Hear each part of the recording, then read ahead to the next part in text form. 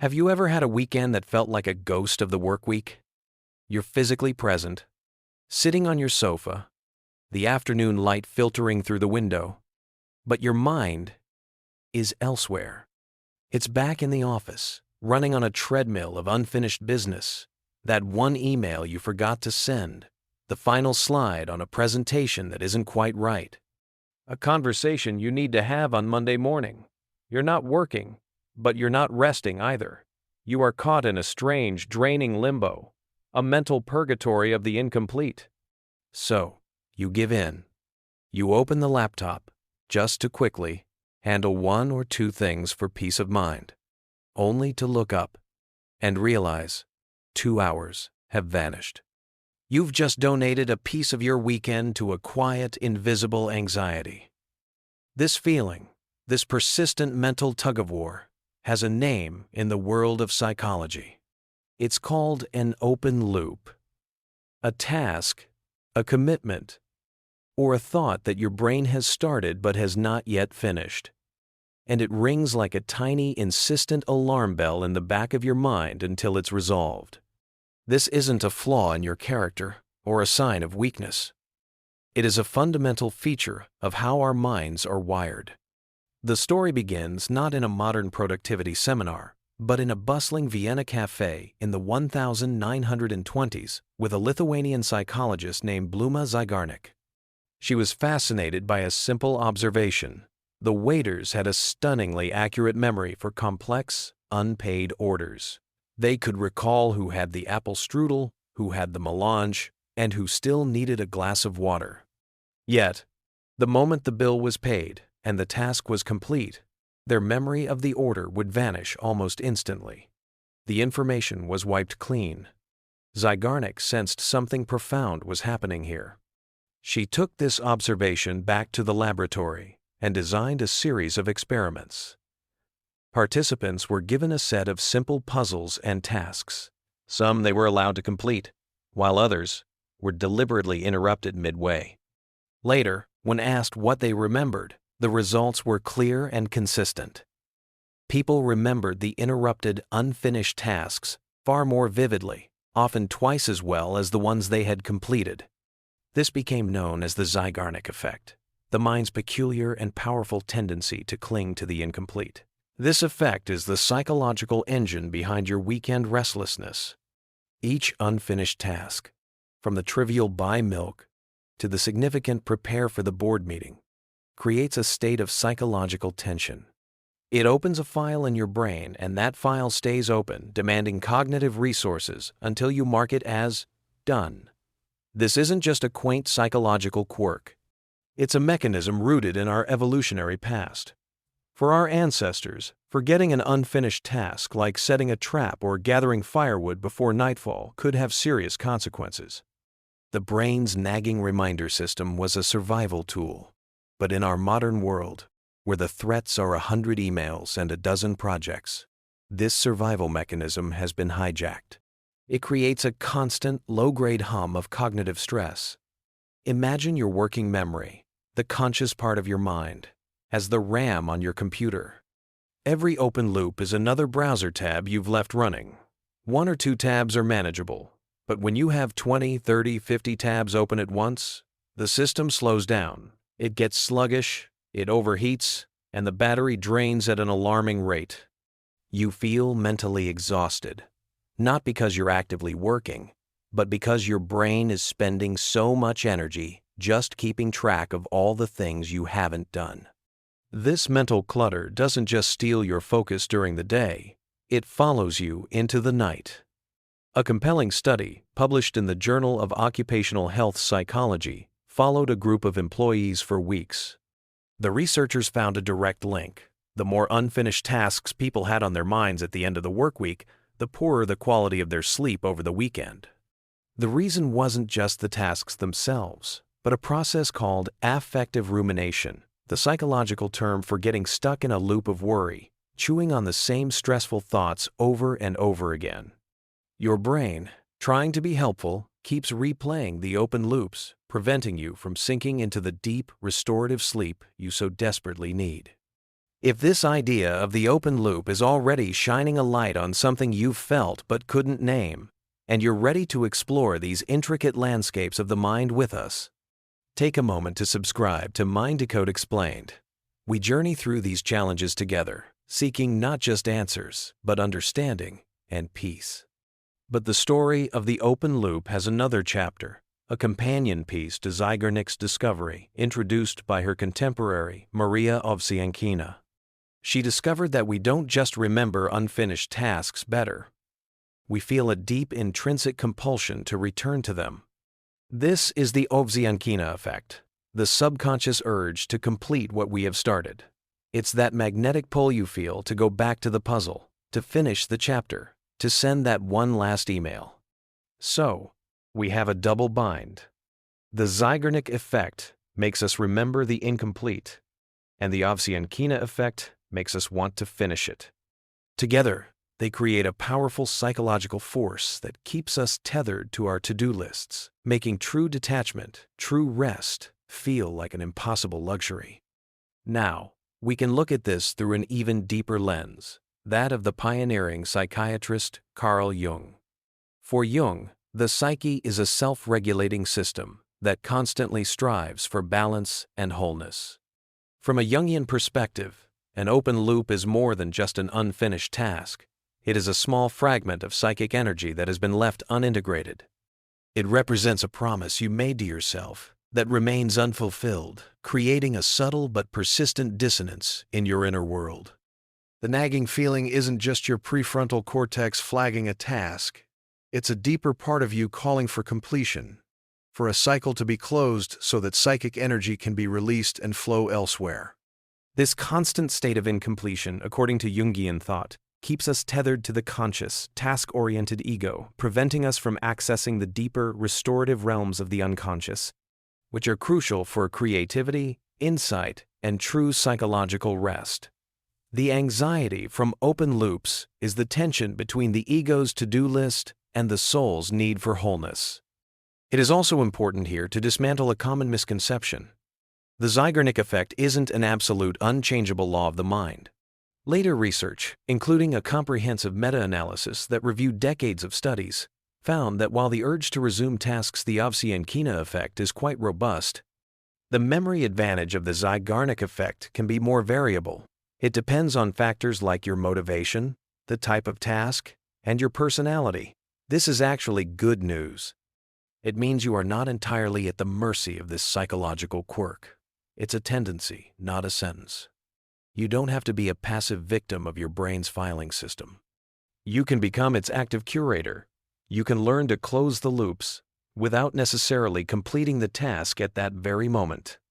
This is where the profound, yet deceptively simple, wisdom of modern productivity systems comes into play, most notably the Getting Things Done, or GTD methodology, developed by David Allen. Allen's entire philosophy is built on one revolutionary insight. Your brain is for having ideas, not for holding them. He recognized that the stress and overwhelm we feel doesn't come from having too much to do. It comes from trying to manage it all in our heads. GTD is, at its core, a practice of systematically closing open loops. Allen states it directly.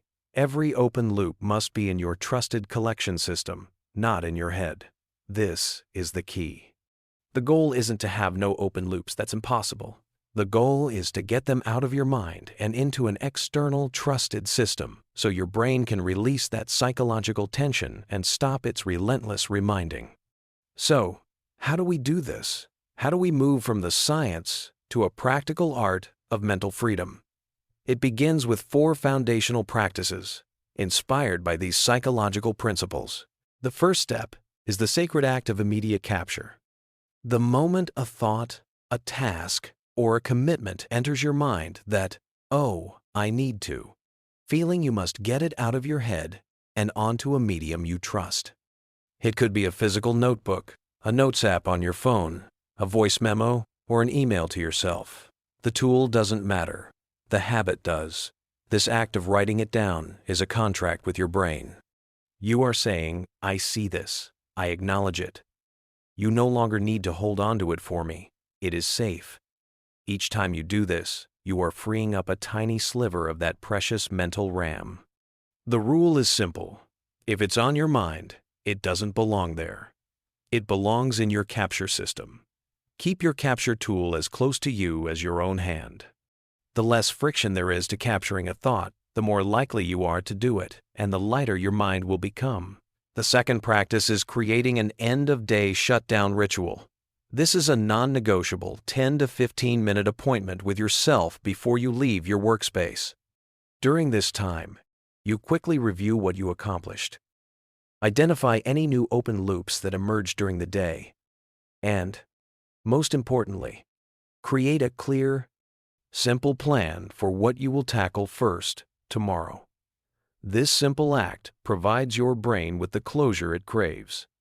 Instead of leaving the office with a vague cloud of all the things I still have to do, you leave with a clear answer. This is handled for today, and I know exactly where to start tomorrow.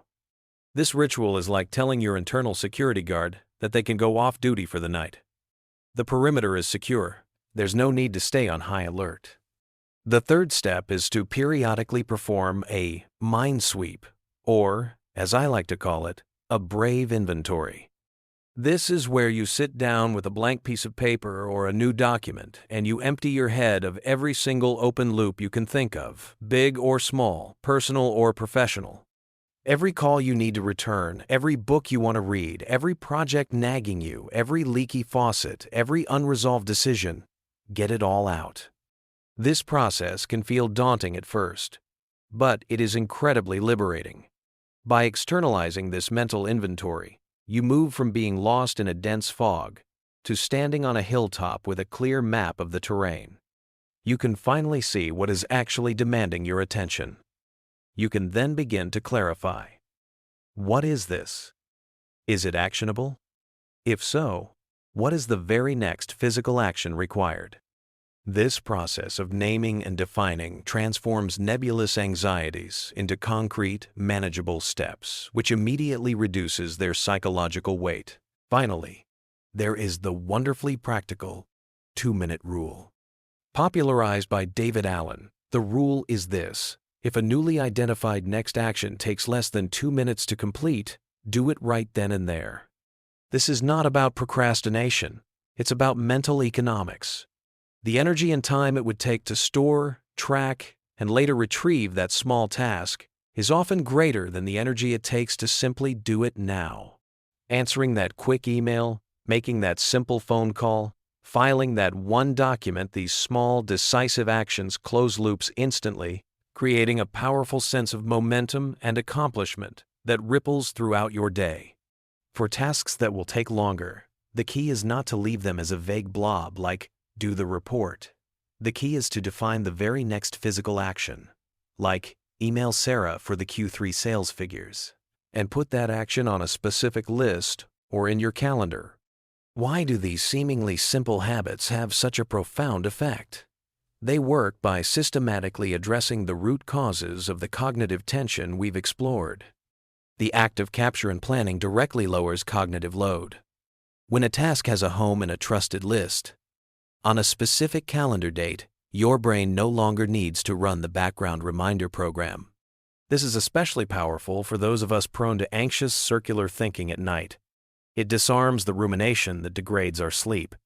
Furthermore, by breaking down large, intimidating projects into tiny, visible next actions, you are tapping directly into that powerful Zeigarnik effect. Once you start that first small step, your brain's natural tendency to seek completion will help carry you forward. You are no longer fighting against your own psychology. You are flowing with it. You might stumble on this path. A common pitfall is creating a system that is too complex. You end up spending more time managing your productivity system than actually doing the work. The solution is to keep it brutally simple. Use as few capture tools as possible. Focus on consistency over complexity. Another challenge is failing to review your system regularly. A capture list that is never reviewed is not a trusted system. It's just a graveyard of good intentions. This is why a weekly review, even just for 20 minutes, is the cornerstone that holds the entire system together. It's where you clear your inboxes, review your lists, and get clear for the week ahead, ensuring the open loops don't creep back into your mind. And perhaps the most important thing to remember is that the goal is not to close every single loop in your existence. That is an impossible standard that will only lead to more stress. The goal is progress, not perfection. It is to reduce the number of untracked, unmanaged loops floating in your mental space, not to eliminate them entirely. Let's return to that Sunday afternoon. Imagine it again. You're on your sofa. The light is still filtering through the window. A thought about a work project suddenly surfaces. But this time, something is different. Instead of allowing that thought to trigger a cascade of anxiety, you simply reach for your notebook or your phone. You open your trusted capture tool. You write it down, draft the introductory paragraph for the marketing proposal, and then you let it go. You release it. You trust that it is safe in your system, waiting for you at the appropriate time. You take a deep breath, and you turn your attention back to the book in your lap, to the music playing, to the person beside you. The thought came, it was honored, and it was released. The loop was closed, not by doing the work, but by creating a clear intention for it. That is the feeling of freedom. That is the peace that comes from a well-tended mind. Ultimately, these open loops are not our enemies. They are signals from a brain that is trying to help us navigate a complex world. They are a manifestation of our commitments, our ambitions, and our responsibilities. The problem is not their existence, but their homelessness. When they are left to wander aimlessly in our minds, they become a source of constant draining noise that erodes our focus, our creativity, and our well-being. The good news, the truly empowering news, is that you don't need a stronger will or a better memory to overcome this. You just need a better system. You need to build a house for these homeless thoughts. Start with the smallest possible step. The next time an open loop appears in your mind, don't just carry it, capture it. Give it a name, give it a home on a list or in your calendar. And with every 2-minute task you complete, with every end-of-day ritual you honor, you are not just checking items off a list, you are closing a circuit. You are releasing a small pocket of psychic tension. Closing these small loops isn't just about finishing tasks. It's about opening a larger space within yourself, a space for presence, for creativity, and for peace.